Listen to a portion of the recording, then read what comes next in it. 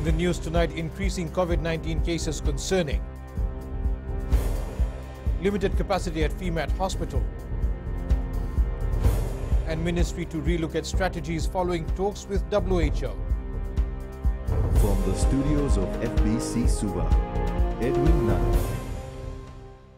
Uluwanaka, Fiji. Confirmation of 94 cases yesterday is the highest daily toll recorded so far for Fiji. There have been 775 cases of the Delta strain of the COVID-19 virus since April. Penisa Wangairandovu reports. Fiji has recorded 775 cases since the second wave of the COVID-19 pandemic began on April 18th. The number of COVID-19 started an upward trend from the 23rd of last month. These cases recorded were almost always above the 20s. As of yesterday, Fiji recorded its highest daily toll as yet, with 94 positive cases announced. The number of cases has continued to increase rapidly in the past week, with the figures always in the double digits.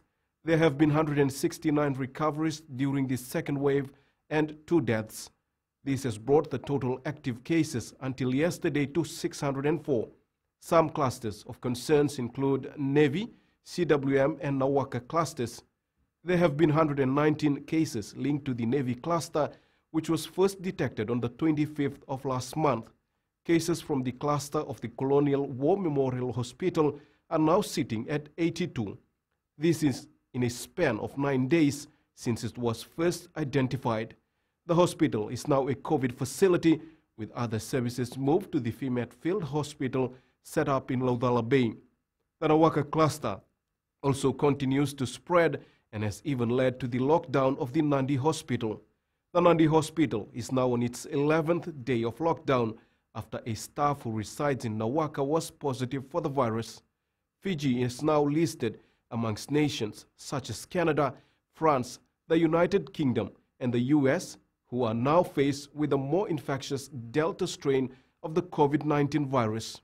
In its latest epidemiological update, the World Health Organization has relocated Fiji from Delta Plus to Delta. Delta Plus reflects the B1617 strain without further specification of lineage, which was the case of Fiji last week. Recent studies of the Delta variant in the United Kingdom suggest as possible increased risk of severe disease and support previous observations of increased transmissibility.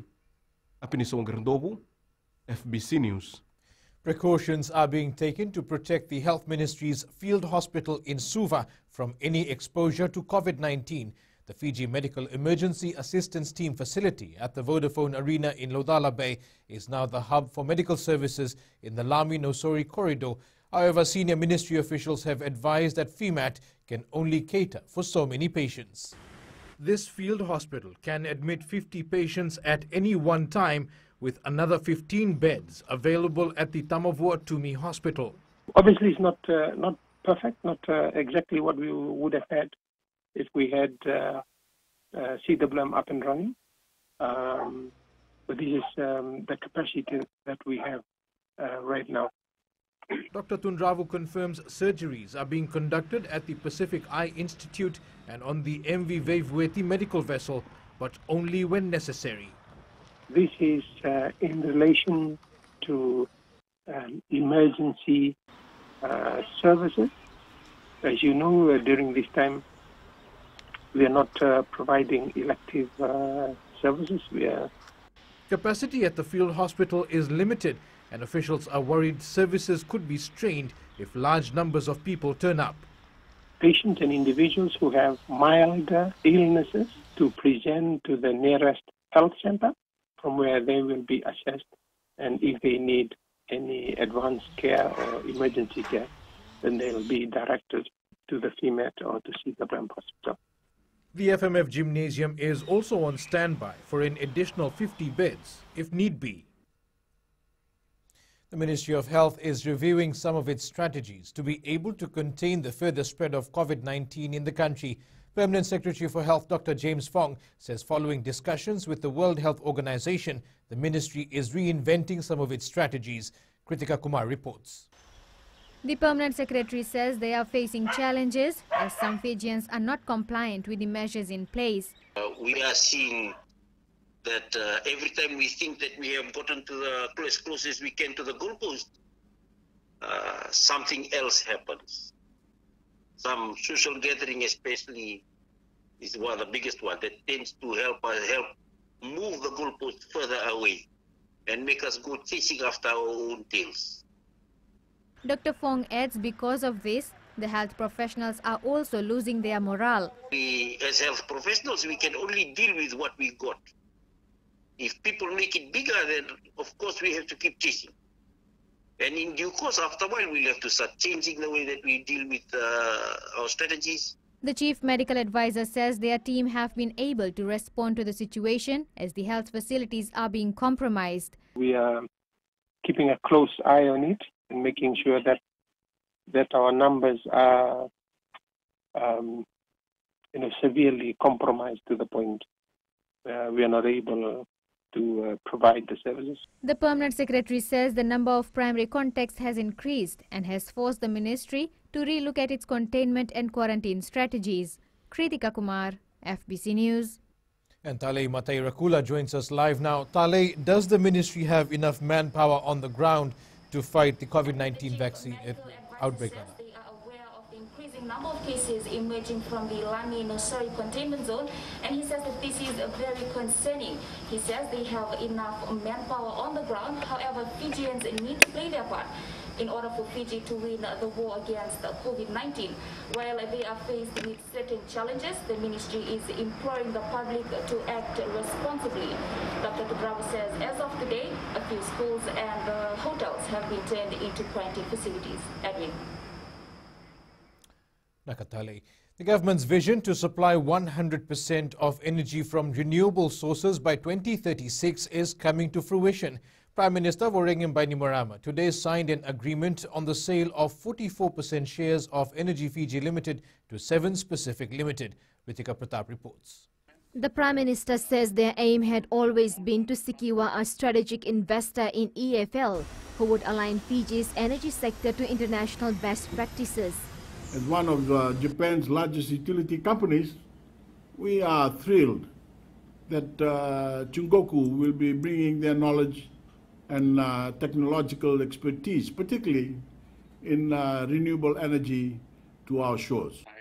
The government will remain the majority shareholder, owning 51%, while 44% will be owned by Sevens and 5% by Fijian domestic account holders. In 2018, over 50% of the country's electricity was generated by EFL, utilizing renewable sources. Now, with Chungoku, EFL will be further strengthening their operations and undertaking projects that will significantly expand their renewable energy sources to communities all over Fiji. We should also realize that whilst EFL has already been run really well in terms of governance structures, in terms of its financial capacity and accountability, with the partnership now with Sevens, there is enormous opportunity for the new EFL to venture into investment opportunities outside of Fiji too. So far, around 40,000 Fijians are shareholders in EFL,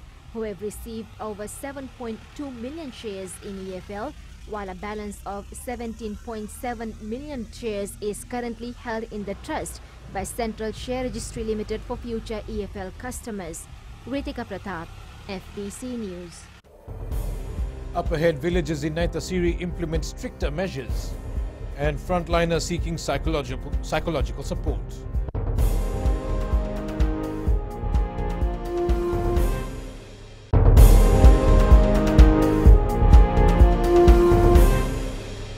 Welcome back. Fijians are still seen disregarding safety measures and restrictions despite alarmingly high numbers of daily COVID-19 cases. This comes as the Health Ministry faces a shortage of quarantine facilities with 604 active cases in isolation. Lina Rees reports. A shortage of quarantine facilities nationwide has forced the Ministry of Health to enter some of the positive COVID-19 cases into home isolation. Permanent Secretary for Health, Dr. James Fong, says the increasing number of cases on a daily basis has taken a strain on their quarantine capacity. A number of homes in Narera remain cordoned off, with a police officer stationed just across from these residences. Dr. Fong says their staff will be regularly checking up on those in home isolation to ensure that protocols are adhered to within their households. FBC News noticed significant movement along the Suva-Nosori corridor, with traffic building up as people continued to flock towards the capital despite the rising number of daily COVID-19 cases. Numerous calls for people to maintain proper hygiene and COVID-safe practices to help contain the spread of the virus continue to fall on deaf ears. Health officials have on several occasions pleaded with the public that the battle against COVID-19 can only be won if their advisories are strictly adhered to. Lena Reese, FBC News. Empower Pacific has noted an increasing number of frontline workers seeking counseling and psychosocial support. Mental health specialist Prem Singh says a good number of these workers are battling stress, anxiety, fear and worry about the work they do and their future. Details with Josiah Nanunga. Empower Pacific have shifted its attention to these frontline workers, where the services and psychosocial support are carried out via telephone. There is some form of trauma, not so severe, but more so like probably burnout, because they're working for longer hours in such anxiety-provoking situations. So obviously, the burnout rate would be quite high. This team of counsellors is working closely with the command center in the Western and Central divisions in reaching out to frontline workers as well as their families. Coming to terms with the increased number of COVID-19 positive cases that have been reported from the past weeks, there not only an increase in the access to counselling services for just the confirmed cases and their families. Our Pacific counsellors are neutral. They will keep your information confidential. We don't know you. You can always call us and share, talk. By talking, you will heal yourself. You will feel relief. Singh is urging Fijians to seek these services at their offices located in Lambasa, Nadi, Suva, Vonise in Kandawu, and Lautoka, as it comes in handy during these times of uncertainty. Josiah Nanunga, FBC News. The government has received around 282,000 applications for the $50 cash assistance program from the informal sector. Today, it paid out around $11.2 million to over 224,000 Fijians. Acting Permanent Secretary for Economy, Shiri Gounder, says around 58,000 applicants were not eligible as they are already receiving some form of assistance. Gounder says the remaining 28,089 ineligible applicants were made up of those below the age of 18. He adds eligible individuals have been provided with the funds through their M-Pesa or MyCash digital wallets and will be able to withdraw cash or purchase goods directly from any registered outlet. This new assistance is in addition to the $90 cash paid out earlier to 118,000 households. The 5 cases of COVID-19 recorded in some villages in Naitasiri has prompted other nearby villages to strengthen their COVID-19 lockdown protocols. Viria Village Border Control Head Waisea Dikaitonga says the surge in cases around the country has forced them to strictly monitor villagers' movements to ensure they remain virus-free. Sainyani Boila reports. Strengthening security, surveillance and ensuring no visitors enter the village is the main priority for the Viria Border Control Team. We have teams scheduled to man our checkpoints for 6 hours and they rotate. This is to ensure that our village is safe from the virus that is now beginning to enter our province. We encourage those that go to the Sawani border to be careful. This is also a main area that we are looking at. Sawani village Turanganikoro and Rembatingai says they're not even allowing relatives who live in nearby settlements from visiting until further notice. We have settlements beside our village and we don't allow them to enter the village. We have done this to ensure the safety of Sawani villages. We know the days we are going to do our shopping at the border and I work to ensure that this is followed. The 5 cases from Naitasiri includes 2 cases from the Matasina South Village, 1 case from Laselebu, 1 from Sabu Sabu Settlement, and a case from Vuisinga Village in Wunindawa. Sainiani Boila, FBC News. Coming up in world news, Canadian Prime Minister speaks on hate crime. And later in sports, Bulimairewa on track for Tokyo Olympics.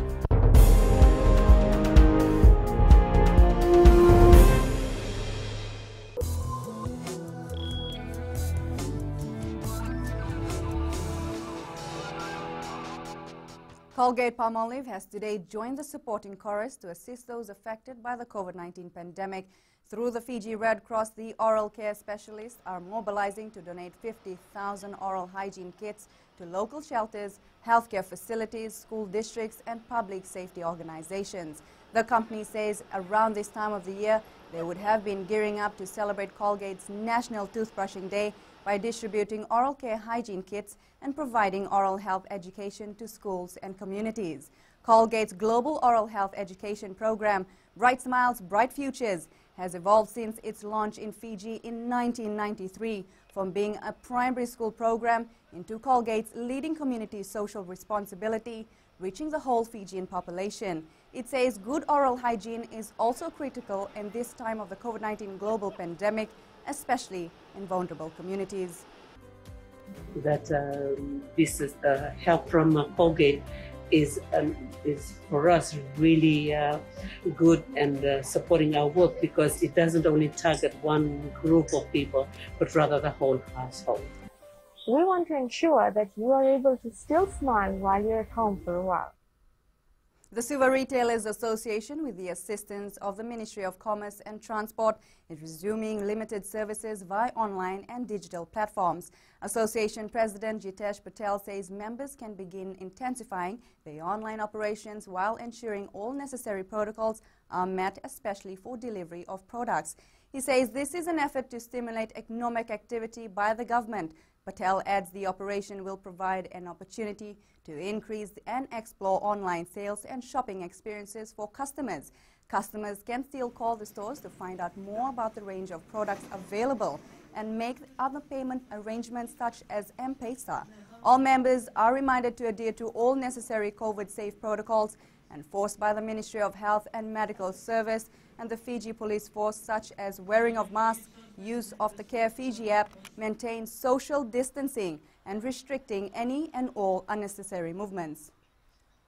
Here, the local exchange rates as set early this morning. Our dollar declined against the rising U.S. greenback, as well as the other international currencies we cover. However, as usual, when it slips against the greenback, the Sangomoli rose against the currencies of our 2 major trading partners, the Aussie and Kiwi dollars. Commodities market was mixed today. Crude oil rose a few dollars at $70 a barrel. Gold dropped to close at $1,896, and silver was down at $27.75. And we now join Stenifa from HFC Bank to give us the latest figures from the money markets. Good evening. The Australian and New Zealand dollars were firmly rooted in narrow bands, with both currencies roughly holding the middle of the past 2 months' range. On the economic calendar, New Zealand's first quarter manufacturing sales rose to a year-on-year 4.3% from 2.1% today. Meanwhile, the US dollar managed to rally off its lows yesterday, but it remains in the state of depression following their recent disappointing US payrolls report. Tomorrow's US inflation report for May would need to be stronger than expected to lift heavy greenback off the floor. This week's major focus is on US inflation and the European Central Bank meeting, and traders see both events bringing risk on all sides. The ECB is expected to keep policy settings steady, but the euro is likely to be sensitive to changes in the bank's economic forecast or any signal that the pace of bond buying could be reduced in months ahead. However, recent comments had suggested that the ECB has no plans to roll in its mass stimulus program anytime soon. That's all from HFC Bank for now. Vinaka.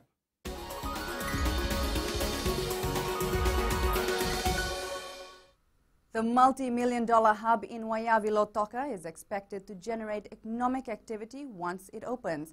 The hub, which is located a few minutes from the town area, was planned to open this month. However, the pandemic has halted its progress. More than 200 jobs are expected to be created when the hub is fully operational after an investment of around $10 million. It is expected to be a huge attraction as the business is located close to a few residential areas. Area didn't have any shopping facilities till now. People had to come jam up in the town, and also reduce the traffic flow, improve the traffic flow of Lautoka city.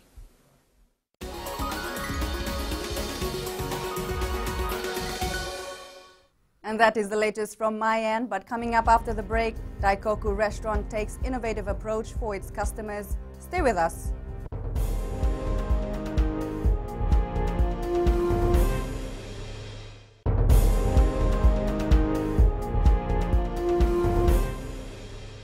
Welcome back. A survey by the Ministry of Environment has found that 66% of the fish species in Fiji are listed on the International Union for Conservation of Nature's Red List and are in danger of becoming extinct. Hence, a number of strategies are in place to continue with the protection of Fiji's reef and marine species. Jeshulal reports. Restoring and enhancing the structural diversity of coral reef communities is a priority to protecting our marine ecosystem. To protect and preserve the ocean and all it sustains, it is imperative that we must create a new balance rooted in true understanding of the ocean and how humans relate to it. The identification of such areas can be particularly vital for species of sharks, hence mitigating the impacts of climate change on our ocean is also important. It comes with the hope that any action to protect the ocean and marine species, no matter how small it may be, can contribute to a bigger movement that frontiers the scaling up of global efforts towards sustainable ocean management. So, a lot of the work is around using traditional management systems to protect coral reefs, identifying ones that are most important to, again, these food security and livelihoods. Fiji is working to stand on par with other nations on the commitment of biodiversity protection and sustainable fisheries. Jeshulal, FBC News. The COVID-19 vaccination drive is a blessing in disguise for renowned Japanese cuisine Daikoku Restaurant. The restaurant launched a new discount offering customers a 10% markdown from the total bill upon presenting their COVID-19 vaccination card and ID. Manager Takashi Hayashi says the restaurant has had its share of struggles during this pandemic. However, it continues to find a way out to provide support for its employees. Hayashi says because Monday to Wednesdays are not usually busy, the idea of having the deal on these days is to attract more customers while encouraging them to take their COVID-19 jab. The restaurant has reopened both its Suva and Nandi branch for takeaways only, with around 10 employees having returned to work. Villagers of Tiliva in Bua have been forced to relocate their farms after it was damaged during cyclones and flooding earlier this year. Eleanor Turangaivu reports the villagers are now working together to ensure their food security in the face of irregular weather patterns continues. Farming in Tiliva village in Bua is now a whole of community effort. We would like to ensure our food security and our livelihood should be back in normal again. The recent cyclones of Yasa and Ana, along with the flooding, totally destroyed the livelihoods of the villagers. We had a talk, then we have to relocate most of our plantation into higher ground. There are close to 20 families in Tiliva village. They are now all helping out in the farming. Everyone comes out to help in the farming. We also received some new farming tools and it has helped us a lot. For the women in the village, the initiative will mean always having fresh and healthy food on the table. At the end of the day, we want to ensure there is always food to feed our families. The community farming initiative is part of the village's one-year development plan aimed at ensuring their livelihoods is sustained by fostering food security. Eleanor Turangaivu, FBC News. And let's catch up with Jamie now for all the latest in sports. Nakayan, good evening ahead in sports. Vikumbia youngster chases rugby league dream. And Tavite Verendamu in French 7 squad. This and more coming up.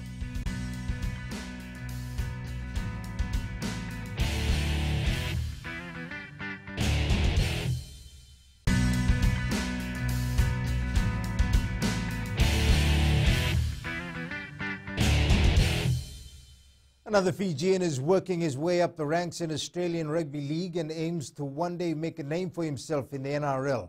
20-year-old Fijian-born Josh Thompson has been playing in age-grade club teams in Australia since 2017, and over the weekend the 114-kilogram front rower made his jersey flag debut for the Roosters.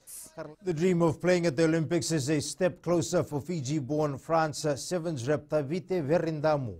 Self-taught javelin thrower Inosi Mbulimairewa is on track to the Tokyo Paralympic Games. Mbulimairewa and Yosefo Rakesa will represent Fiji at the Games in August. Mbulimairewa, who is based in Australia now, has access to elite coaching under the Pacific Oza Sports Program. Every time I was training without a coach, I wouldn't even know if I was doing the right technique or what I can improve on. So now, having a coach, I'm able to be corrected and point out what I need to improve on. Kevin De Bruyne will be fit to participate in Belgium's Euro 2020 campaign, but is unlikely to be risked in the opener against Russia, according to manager Roberto Martinez. Euro 2020 starts this Saturday, and you can watch all matches live on the FBC Sports channel via the Walesi digital platform.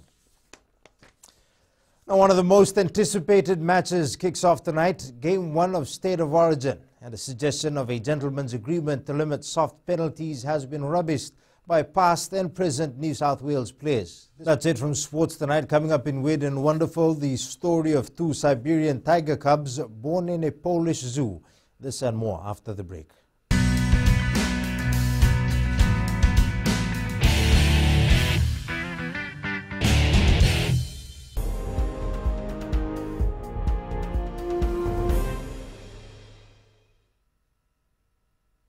Welcome back. Fine weather prevailed over most parts of the country today, becoming cloudy from the afternoon towards the evening, and we can expect a cold night as well. Generally fine weather prevailed in the Western Division today. Eastwards from Pacific Harbour to Suva, mostly fine conditions. However, it was cloudy all day. In the north, it was a sunny day with a cloudy afternoon. At sea, south to southeasterly winds, 10 to 15 knots, moderate seas, moderate southerly swells. The next low tide is at 12:08 a.m. with the next high tide at 6:20 a.m. tomorrow. Sunrise will be at 6:34. For tomorrow, mainly fine weather over most places, cool at night. The further outlook for Friday, cloudy periods with brief showers can be expected. And in the world of the weird and the wonderful, how about some tiger cub love? These cubs are cute and cuddly, and they're aiding their survival of their own species. In Fijian Pulse tonight, we ask, who do you think will win the Strait of Origin? My team is Queensland, right? Maroon, sorry. So, but usually the first game is always the Blues. They have a strong side to this year. So, and of course we have the three Fijians playing there. So, first game, I believe the Blues have a high chance of winning this year. I think New South Wales Blues will win because two of our local boys are named in it. For me, it's always been the Queensland. I think the Maroons will win.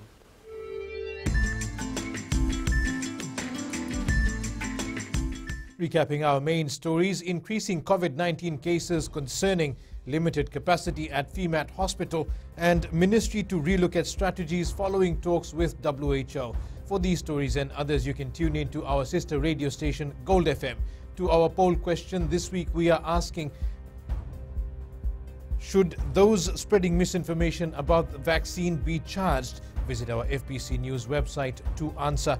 You can also send us newsworthy pictures and videos. Email fbcnews@fbc.com.fj or share it with us via our various social media accounts. You can also download our FBC app to keep updated with the very latest in news and sports and listen to our 6 radio stations live.